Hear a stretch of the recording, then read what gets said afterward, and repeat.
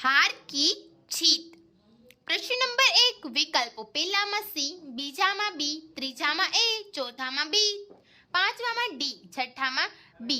प्रश्न 2 रिक्त स्थानों की पूर्ति कीजिए। પહેલામાં કુખ્યાત, બીજામાં અધીર, ત્રીજામાં દાસ અને ચોથામાં ચાલ। प्रश्न 3 ખરા ખોટાને चिन्ह कीजिए। પહેલામાં આવશે ખરું, બીજામાં ખોટું, ત્રીજામાં ખોટું, ચોથામાં ખરું। प्रश्न 4 निम्नलिखित शब्दों के पर्यायवाची शब्द लिखिए। પહેલામાં यश, બીજામાં बेचैन, ત્રીજામાં अचानक, ચોથામાં निर्धन, પાંચમામાં भलाई, છઠ્ઠામાં नफरत, સાતમામાં चित्र, આઠમામાં आश्चर्य, નવમામાં बचपन। प्रश्न 5 विलोम शब्द लिखिए। પહેલામાં આવશે निर्बल, બીજામાં गांव, ત્રીજામાં बेचैन, ચોથામાં प्रख्यात, પાંચમામાં दुखी, છઠ્ઠામાં नापसंद, सातमाમાં गुरु ने आठमाમાં दानव। प्रश्न 6 निम्नलिखित शब्दों के विलोम शब्द लिखकर उनका वाक्य में प्रयोग कीजिए। પહેલામાં આવશે कुरूप, वाक्य बनશે माही के मोह पर एसिड गिरने से उसका मुंह कुरूप हो गया। બીજામાં આવશે आसमान, वाक्य बनશે आसमान में तारे टमटमा रहे हैं। ત્રીજામાં उषा, वाक्य बनશે उषा के समय व्यायाम करना चाहिए। चौथाમાં अमीर, वाक्य बनશે वह लड़का बड़ा अमीर है।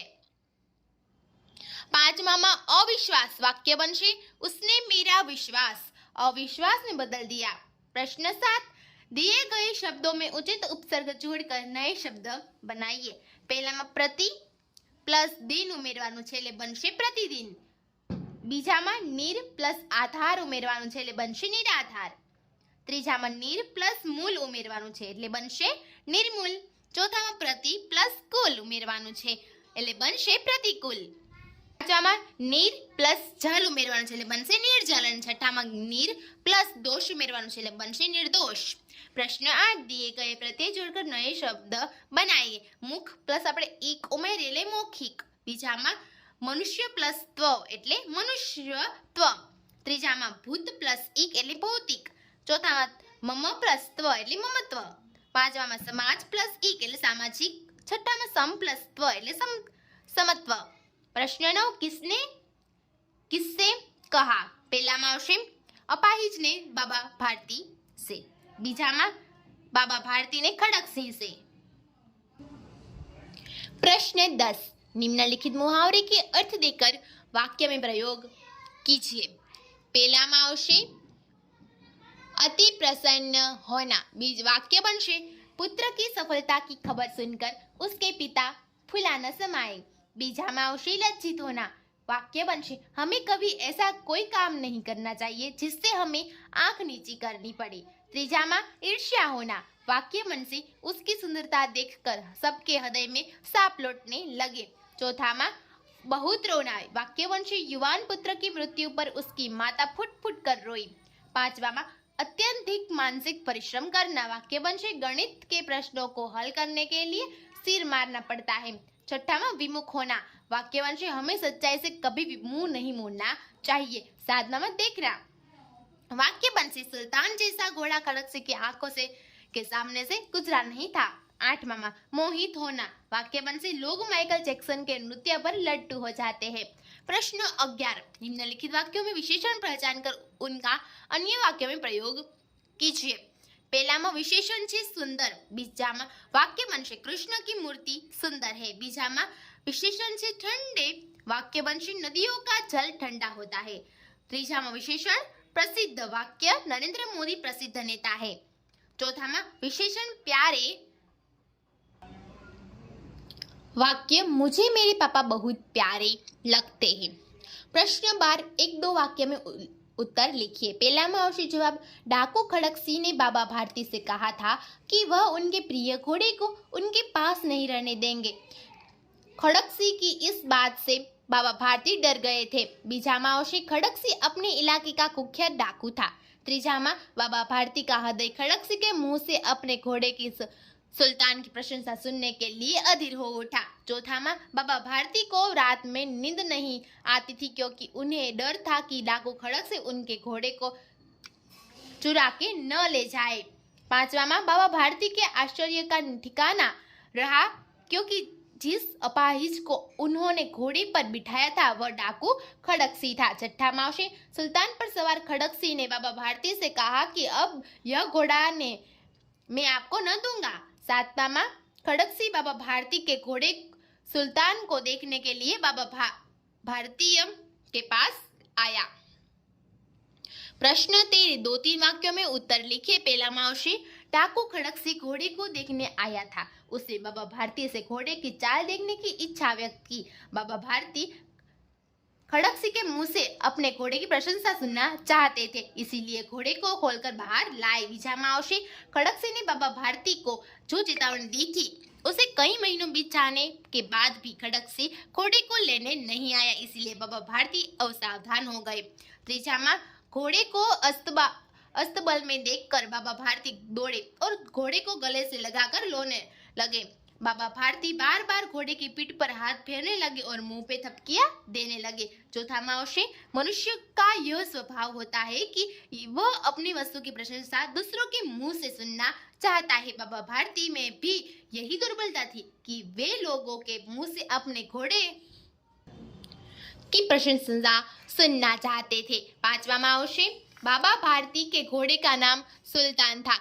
वह बहुत शक्तिशाली और सुंदर था। वह ऐसा दौड़ता था कि मानो हवा में उड़ रहा हो। बाबा भारती के घोड़े की यही विशेषता थी। प्रश्न 14, सविस्तार उत्तर लिखे। पहला मावशी, खड़कसी ने जब बाबा भारती से उनका घोड़ा छीन लिया तब बाबा भारती ने उसे कहा कि तुम इस घटना को किसी के सामने प्रकट मत करना, लोग किसी गरीब की मदद नहीं करेंगे। बाबा भारती ने अपनी नीच की हानि को मनुष्यत्व की हानि पर वार दिया। खड़कसी को बाबा भारती को महानता का एहसास हुआ। उसने बाबा भारती को घोड़ा वापस लौटा दिया। इस प्रकार बीजा मावशी, डाकू खड़कसी ने एक गरीब अपाहिज बनकर बाबा भारती से उनका घोड़ा छीन लिया। बाबा भारती यह बात अच्छे से जानते थे कि यदि किसी व्यक्ति को यह पता चल गया कि खड़कसी ने कैसे गरीब बनकर उनके साथ छल किया है तो लोग किसी गरीब पर विश्वास करके उसकी मदद नहीं करेंगे। बाबा भारती चाहते थे कि लोग गरीब पर विश्वास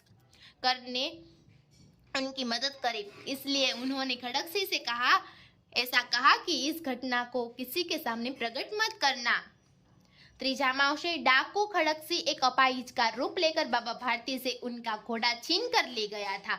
बाबा भारती को इस बात का डर लगने लगा था कि यदि इस बात को लोगों को पता चल गया तो लोग गरीब और अपाहिज व्यक्ति पर दया नहीं करेंगे। पर खड़कसी उसी रात बाबा भारती को घोड़ा वापस लौटा गया। उससे इस बात का पता चलता है कि किस बात का पता किसी को न चला कि खड़कसी ने कैसे घोड़े को प्राप्त किया था। इसी कारण बाबा भारती ने कहा कि अब कोई गरीबों की सहायता से मुंह नहीं मोड़ेगा। चौथा मावशी, डाकू खड़कसी बाबा भारती के घोड़े सुल्तान को देखने आया था। खड़कसी घोड़े की चाल पर मुग्ध हो गया था। उसने ऐसा बाका घोड़ा इससे पहले नहीं देखा था। खड़कसी डाकू था और जो वस्तु उसे पसंद आ जाए उस पर वह अपना अधिकार समझ लेता था। इस कारण वह जा रहा था तब उसने बाबा भारती से कहा कि मैं यह घोड़ा आपके पास न रहने दूंगा।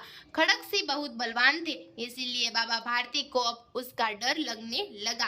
पांचवा मावशी, एक दिन जब संध्या के समय बाबा भारती सुल्तान पर सवार होकर घूमने निकले थे तब उन्होंने एक अपाहिज की करुणा भरी पुकार सुनी। उस अपाहिज ने बाबा भारती से प्रार्थना की वे उसे रामावाला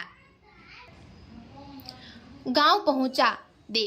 बाबा भारती ने अपाहिज को घोड़े पर बिठा दिया और वे घोड़े की लगाम पकड़कर चलने लगे। सहसा बाबा भारती को एक झटका लगा और उनके हाथ से घोड़े की लगाम छूट गई।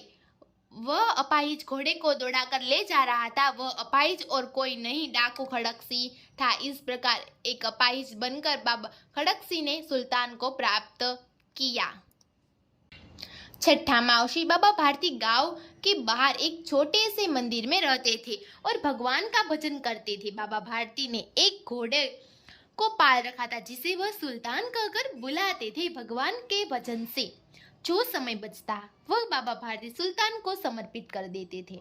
बाबा भारती स्वयं घोड़े को खरहरा करते थे और उसे दाना भी खिलाते थे। बाबा भारती रोज संध्या के समय पर सुल्तान पर सवार होकर 8-10 मील का चक्कर लगते थे। इस प्रकार बाबा भारती अपना समय बिताते थे। सातमा माओशे, यदि बाबा भारती की यह जगह मैं होती तो कभी एक डाकू को अपना प्रिय घोड़ा न दिखाती। मैं उसे डाकू को अपने घर में प्रवेश तक न करने देती। मैं पुलिस थाने में भी इस बात की जानकारी दे आती कि डाकू मेरे पास मेरा घोड़े देखने आया था, इसलिए आप मेरी उस खतरनाक डाकू से रक्षा करें। आठवां माओशे, घोड़े को वापस आया देखकर बाबा भारती बहुत खुश थे। वे दौड़ कर गए और उन्होंने घोड़े को गले से लगा लिया। बाबा भारती घोड़े की पीठ पर हाथ फेरने लगे और उसके मुंह पर थपकियां देने लगे। घोड़े को वापस आया देखकर संतोष से बोले कि अब कोई गरीब की सहायता करने से मुंह नहीं मोड़ेगा। इस प्रकार बाबा भारती ने घोड़े के साथ ऐसा बर्ताव किया जैसा एक पिता बहुत दिनों से बिछड़े अपने पुत्र के साथ करता है। नौमा माओशे, बाबा भारती एक संत थे। उनका हृदय बहुत विशाल था और उनके विचार बहुत नेक थे। उनके हृदय में गरीबों और बेसहारा लोगों के प्रति करुणा थी। डाकू खड़क सिंह ने जब अपाहिज बनकर उसके उनका प्रिय घोड़ा छीन लिया, तब उन्होंने अपनी हानि की चिंता छोड़कर मनुष्यत्व की हानि की चिंता करके खड़क सिंह को इस घटना को किसी के सामने प्रस्तुत न करने को कहा। उनके इन्हीं विचारों ने डाकू खड़क सिंह का हृदय परिवर्तन कर दिया। बाबा भारती दुखियों की सेवा करने वाले एक महान संत थे। प्रश्न 15 में जवाब आवश्य, दुनिया में सबसे अधिक शक्तिशाली कौन है? तब दरबारियों में से किसी ने शेर को तो किसी ने हाथी को शक्तिशाली बताया। इस तरह दरबारियों अपने अपने ढंग से जवाब दिए। जब इसका उत्तर देने के लिए बीरबल से कहा गया, तब उन्होंने सूरज को सबसे अधिक शक्तिशाली बताया। अकबर ने पूछा कैसे? तब बीरबल ने कहानी सुनाई। बीरबल ने कहा कि एक दिन एक ऋषि सूर्य की उपासना कर रहे थे। तब उन्होंने सूर्य को शक्तिशाली कहा तो सूर्य ने ऋषि से कहा कि बादल मुझसे ज्यादा शक्तिशाली है। जब वे मेरे सामने आते हैं तो मुझे छिपा देते हैं। ऋषि ने बादल को सर्वशक्तिशाली कहा तो बादल ने उत्तर दिया कि पर्वत मुझसे ज्यादा ताकतवर है। जब वे मेरे रास्ते में आते हैं तो मेरे 2 टुकड़े कर देते हैं। जब ऋषियों ने पर्वत को सर्वशक्तिशाली कहा तो पर्वत ने कहा कि मुझसे ज्यादा ताकतवर चूहा है, मेरा सीना चीरकर मेरे अंदर घर बनाकर रहता है। बीरबल ने कहा, इस प्रकार मेरे मत से इस दुनिया में सबसे अधिक शक्तिशाली चूहा है। प्रकल्प कार्य, दिए गए शब्दों के अर्थ से शब्द पहली पूर्ण कीजिए। 1 नंबर बनशे अधीर, बीजा नंबर में बनशे प्रयोजन, तीजा में बनशे सच, चौथा में गगन, 5मा में घृणा, 6ठा में कई छे ज नहीं, 5 लगीन छे। तो बाल दोस्तों, आ साथे आपणो જે છે 7મો પાઠ પૂરો થાય છે અને આવા જ નવા વિડીયો જોવા માટે મને કોમેન્ટ કરીને જરૂરથી જણાવજો। તો આવજો બાળ દોસ્તો, ફરી મળશું નવા વિડીયો સાથે, ત્યાં સુધી આવજો।